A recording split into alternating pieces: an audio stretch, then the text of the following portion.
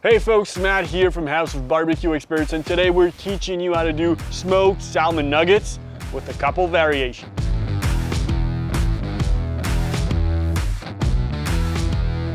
Obviously, smoked salmon is a staple in the barbecue world. It's often one of the icons on the menus of many smokehouses. It's easy to do. It's something that's really fun as well to do because it implies a lot of different technique. So today we're doing smoked salmon nuggets with a couple of variations. What I mean by that is today we're going to be salvaging as much as possible from the salmon fillets as well. So obviously if you want to do nuggets, you're going to need a thick piece of salmon. So best recommendation would be that you have at least 3/4 inch of thickness. If you can, go even beyond that. So you want to go with those good quality salmon. So we're talking about sockeye, coho salmon, but you can also do that technique with just about any kind of salmon, even the one you get from the groceries. So first and foremost, if you want to do smoked salmon, you need to brine the salmon.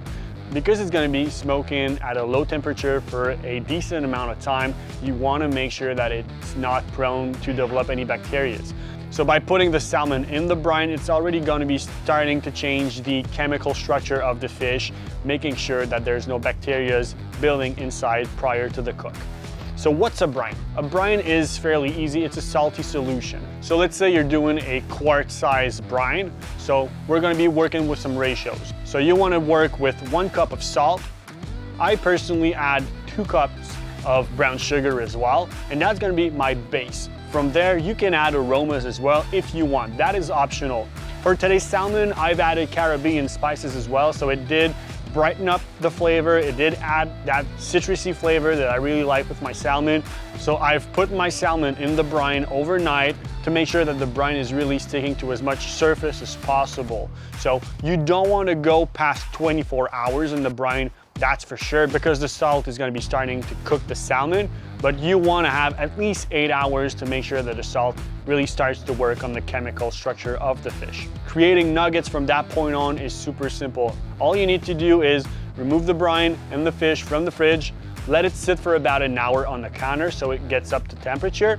You want to trim down the fish in cubes, so basically in nuggets as we call them. So you want to make maybe 1 inch by 1 inch, 1.5 inches to the most, in order to salvage as much salmon as we can. What we did is we chopped down the thick part in nuggets. We then trimmed down the flatter end, so the thin piece, in salmon fillets. And later on, we also added a little spin with a little extra something that I'll tell you later on about. So once your nuggets are trimmed down in little cubes, all you have to do is throw them in the smoker. The salmon is going to be smoking for about 3 to 4 hours. The first 2 hours are going to be running at 160, and you're going to be adding 20 Fahrenheit every additional hour. So that way the salmon is going to be slowly smoking and also progressively releasing the albumin, so the fat inside of it. You don't want to have an excess albumin on top, but you do want to keep some inside. So by going progressively higher up in temperature, it's not smoking too harsh, it's not cooking too harsh, and you're going to be smoking until the fish gets to 145 to 150 internal temperature.